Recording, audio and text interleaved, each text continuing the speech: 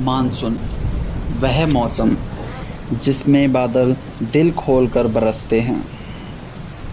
भला गीली मिट्टी किसे पसंद नहीं लगती है, मगर यह बारिश अपने साथ ऐसी चीज़ ले आए जिससे पीछा छुड़ाना मुश्किल हो। तो यह कहानी 32 साल के समीर की सच्ची घटना पर आधारित है। उस देर रात वह ऑफिस से अपने घर जा रहा था।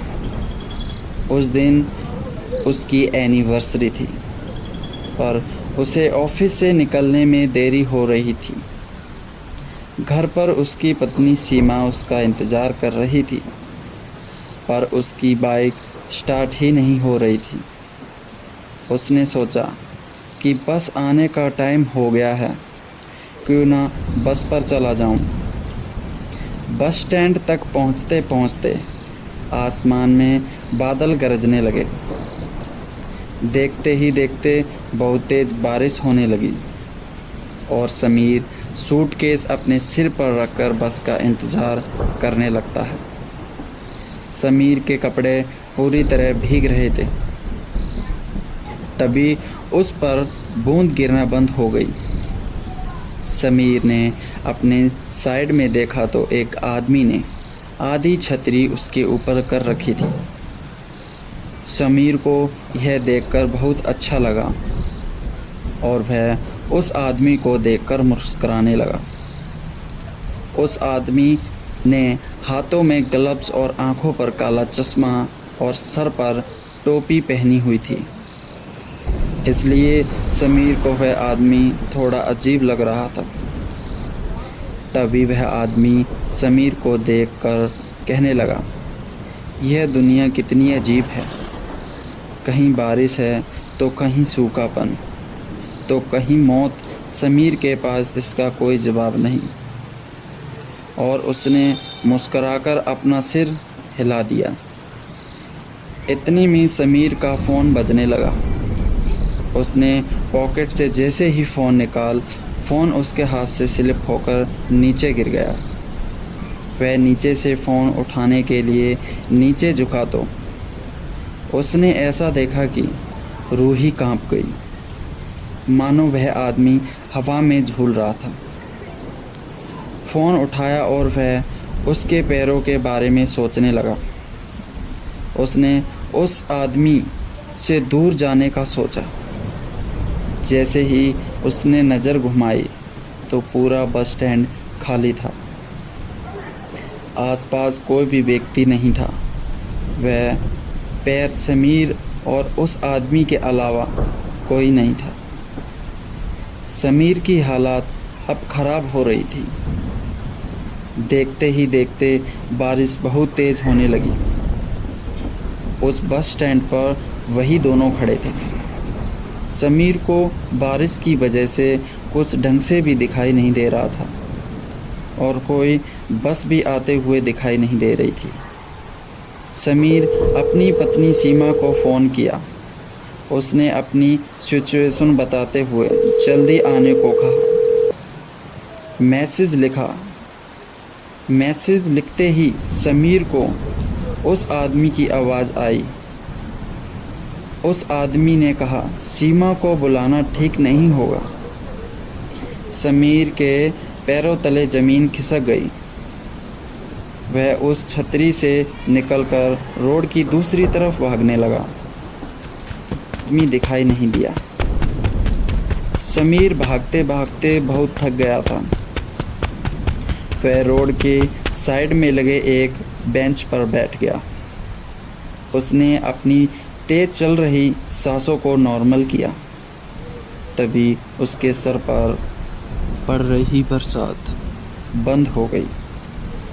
समीर ने सहमी नज़र से साइड में देखा तो वह आदमी वहीं छतरी लेकर बैठा हुआ था।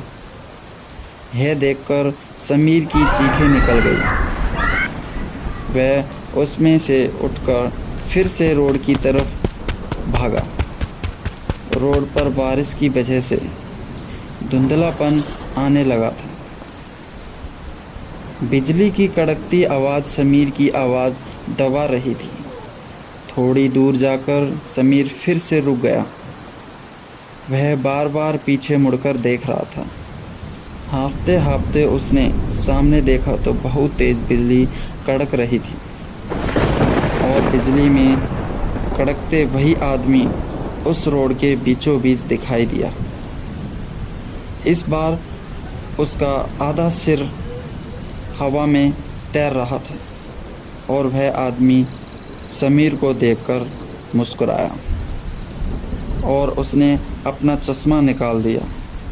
उसकी आंखें पूरी तरह से काली पड़ी हुई थी और आंखों से खून बह रहा था।